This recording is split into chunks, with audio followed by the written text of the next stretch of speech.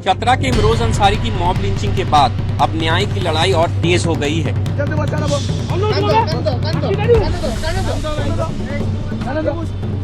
श्री राम, जय श्री राम, जय गौ माता।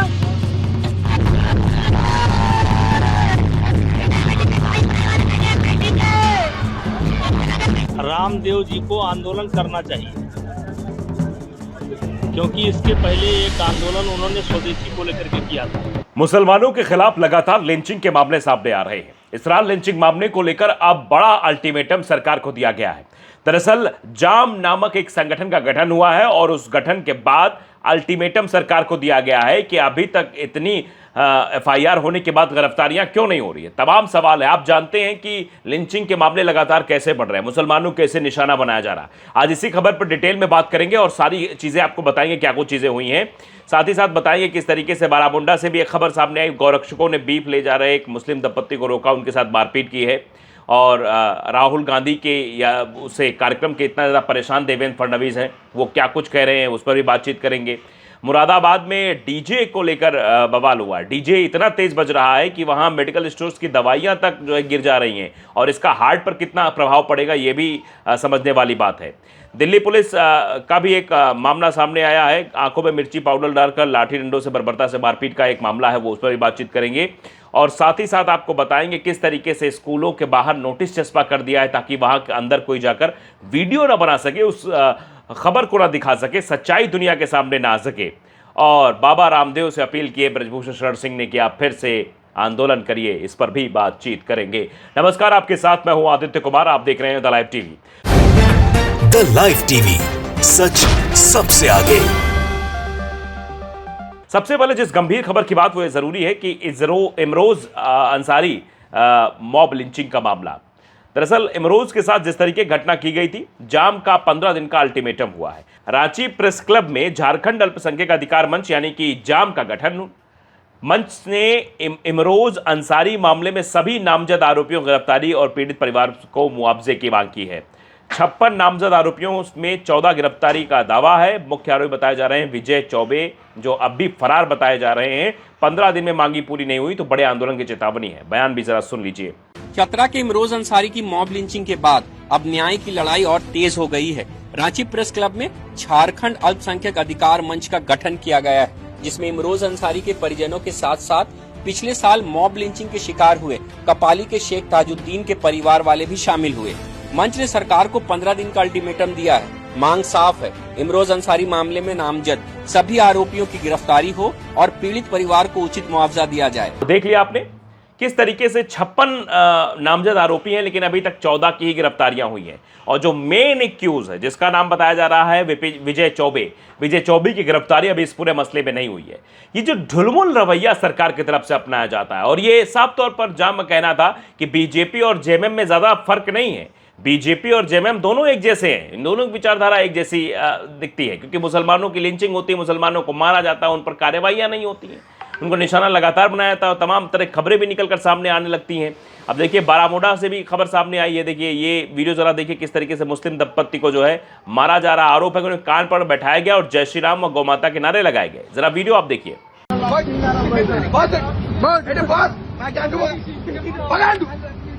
जय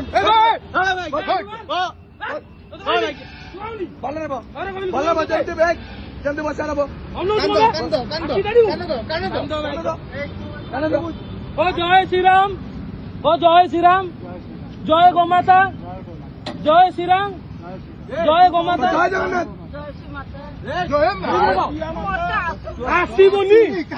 देखिए इस तरीके से जो है उन पर उनको जो है टारगेट किया जा रहा है। बारामुंडा भुवनेश्वर की तस्वीर है। मुस्लिम वॉइसेल ने लिखा है कि बारामुंडा भुवनेश्वर ओडिशा गौरक्षकों ने बीफ ले जाने के आरोप में मुस्लिम दंपति को रोका। आरोप है कि उन्हें कान पकड़कर बैठाया गया और जय श्री राम व जय गौ माता के नारे लगाने के लिए मजबूर भी किया गया। इस तरीके का व्यवहार होता है, बताइए। झारखंड में इसी तरह की चीजें हो रही थी, शायद इसीलिए वहां इस तरीके से जो है जाम का गठन करना पड़ा और प्रेस क्लब में ये कहना पड़ा कि सरकार जो है नहीं सुन रही है। और ये अल्टीमेटम भी दिया गया है। ये अल्टीमेटम दिया गया है कि गिरफ्तार किया जाए इन लोगों को, जो ये और भी लोग हैं जो 56 नामजद आरोपी बनाए गए, इनको गिरफ्तार किया जाए। और एक बात ये भी कही है कि किस तरीके से मुसलमानों कोई हो तो तुरंत बुलडोजर चल जाता है, मुसलमानों पर कोई अगर आरोपी बनता है तो उसके पूरे परिवार पर बुलडोजर चल जाएगा, उसके घरों बुलडोजर चला दिया जाएगा और फिर वहां से न जाने जितने नामजद उन सबको गिरफ्तार भी तुरंत कर लिया जाएगा। लेकिन यहां पर क्यों नहीं? मुसलमानों पर जो अत्याचार हो रहा है, जो अल्पसंख्यकों पर अत्याचार हो रहा है, उस पर कार्रवाई क्यों नहीं है? यही सवाल है। चलिए अगली खबर बढ़ते दिखाते हैं आपको किस तरीके से जो है डर और भय का माहौल जो है राहुल गांधी के कार्यक्रम के बाद बन गया है। फिर उसके बाद डीजे की भी बात करेंगे। जरा सीएम फडणवीस साहब को सुन लीजिए किस तरीके से वो डरे हुए हैं। राहुल गांधी इनका कार्यक्रम ये मात्र एक इवेंट है। एक इवेंट मैनेजमेंट कंपनी को ये काम दिया गया है। आने वाली जो छात्राएं हैं वो केवल कांग्रेस के जो कॉलेजेस है, जिस कॉलेजेस का मैनेजमेंट कांग्रेस के नेताओं के पास है, वहीं से छात्राएं आए। सुन रहे हैं आप? अब ये छात्राओं के खिलाफ भी बोल रहे हैं कि ये पूरा जो है मूवमेंट बनाया जा रहा है, ये पूरा कार्यक्रम जो है हो रहा है। जरा समझ लीजिए क्या कुछ कहा है। मनोज सिंह लिखा है कि सीएम फडणवीस राहुल गांधी के छात्र इवेंट का पर्दाफाश किया। पॉजिटिव कवरेज के लिए इन्फ्लुएंसर को 30,000 दिए जा रहे हैं। बसें और पेमेंट का इंतजाम भी कर दिया गया। एक इवेंट मैनेजमेंट कंपनी पूरा शो चला रही है। कांग्रेस नेताओं संचालित कॉलेजों स्टूडेंट से लाए जा रहे लोग हैं। ये स्टूडेंट मूवमेंट नहीं है, ये राहुल गांधी का रीलॉन्च है, ये कहा जा रहा है। अभी अगर आपके कार्यक्रमों की भीड़ बता दी जाएगी, उसका ताता बताया जाए सरकारी कार्यक्रमों में कैसे सरकारी बसों का इस्तेमाल किया जाता है, कैसे सरकारी कर्मचारियों का इस्तेमाल किया जाता है, कैसे आशा बहुओं का इस्तेमाल किया जाता है, तो आप तो बिलबिला उठेंगे साहब। अब वहाँ छात्राएं जो अपनी मर्जी से पहुँच रहे हैं उनके बारे में तो आप बता रहे हैं, उसको इवेंट बता रहे हैं। अपनी भी राजनीतिक पार्टियों के रैलियों का पूरा खाका खोल कर रख दीजिए, तब आपको जनता समझेगी कि आप सही बोल रहे हैं, सच बोल रहे हैं, तभी भरोसा करेगी। नहीं तो आप पर भरोसा करने वाले नहीं है। आप इस तरीके से जो नैरेटिव फैलाने की कोशिश कर रहे हैं वो दुनिया जानती है कि आप अपनी बात तो नहीं कहने वाले, दूसरों पर आरोप लगाने वाले। ये राहुल गांधी का भय है, राहुल गांधी की छात्रों के प्रति प्रेम है कि छात्रों की गूंज कार्यक्रम को रोकने की पुरजोर कोशिश की जाती है। उन्हें तमाम तरीके के जो है अड़चन डाले जाते हैं।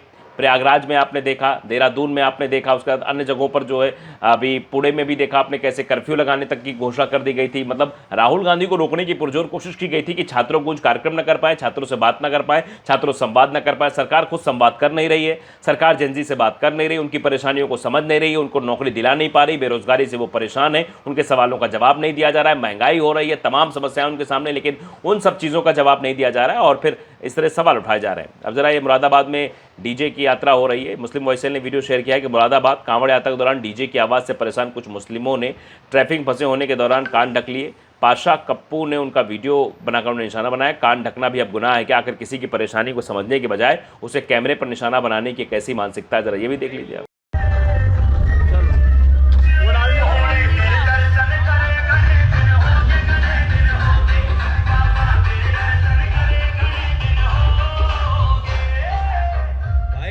दिक्कत हो रही है, मुसलमानों को तो घर से निकल ही रहे हैं। उनका फेस्टिवल चल रहा है भाई, वो तो हो जाएंगे। देख रहे हैं आप वीडियो बना किस तरह वीडियो पोस्ट किया जा रहा है और डीजे से क्या हो रहा है। डीजे की आवाज़ तेज है तभी कान बंद कर रहे हैं और इसका प्रमाण देखिए आप।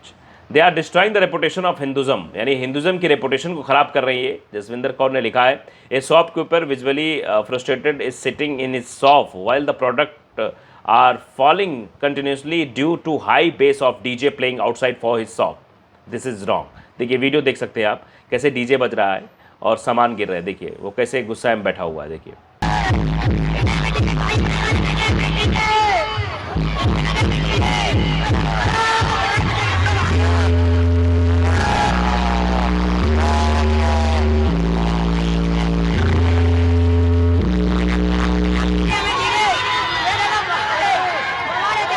देख रहे हैं डीजे की बेस की वजह से सामान गिर रहा है। और भी देखिए वीडियो शेयर किया गया है, सरकार को तुरंत हाई बेस डीजे पर प्रतिबंध लगाना चाहिए। आस मोहम्मद सैफी ने लिखा, क्योंकि इससे जिन लोगों का नुकसान होता है उसकी भरपाई तो डीजे वाले करते हैं और ना ही सरकार, कोई भरपाई नहीं करता है।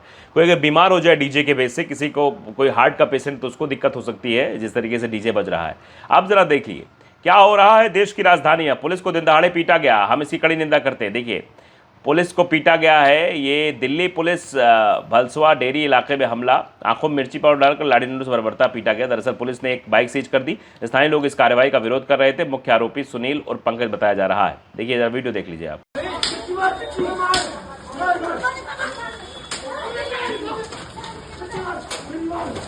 देख रहे हैं वीडियो किस तरीके से मारपीट हो रही है। दिल्ली है, राजधानी है।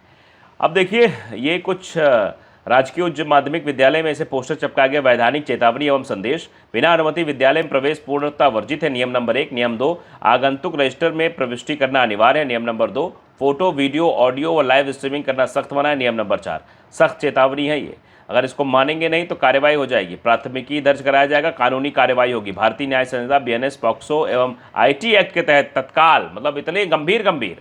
अब देखिए, लोग लिखते हैं कि जो काम 12 साल में विपक्ष नहीं कर पाया वो कॉकरोच ने 12 दिन में कर दिखाया। सरकार स्कूल के प्रधानाचार्य के द्वारा नोटिस निकलवा रही है कि स्कूल में नहीं घुसने दे सकते। ये डर देखकर अच्छा लगा। 12 साल से हिंदू मुस्लिम करने वालों को समझ ही नहीं आ रहा है कि हो क्या रहा है। उन्हें लग रहा था कि आराम से गाय गोबर हिंदू मुसलमान करके जीते रहेंगे हमेशा, लेकिन अब इनके समझ के बाहर है सब। जिस भी प्रिंसिपल ने नोटिस लगाया है उनके बच्चे प्राइवेट स्कूल में पढ़ते होंगे और ये चाहते हैं सरकारी स्कूल का हालत ना दिखाई जाए। सोचिए कितनी स्थिति खराब है कि सरकार को ये नोटिस निकलवानी पड़ रही है। ये नोटिस निकलवा के क्या दर्शाना चाह रहे हैं ये साफ तौर पर आप समझ सकते हैं। आप जरा उनको भी सुन लीजिए, ब्रजभूषण शरण सिंह को। रामदेव जी को आंदोलन करना चाहिए, क्योंकि इसके पहले एक आंदोलन उन्होंने स्वदेशी को लेकर के किया था और पूरे देश का दौरा किया था, और फिर स्वदेशी से शुरू हुए थे और नकली कोई ब्रांड उनसे बचा नहीं। सुना आपने, कह रहे हैं कि रामदेव जी आंदोलन करें लेकिन शर्त हमारी है कि इस बार वो सलवार ना पहने। इस तरीके की बातें ब्रजभूषण शरण सिंह कह रहे हैं। अब आगे आपकी क्या राय है इस पर ज़रूर हमें बताइएगा कि किस तरीके की चीज़ें होती हुई नजर आ रही हैं। नमस्कार।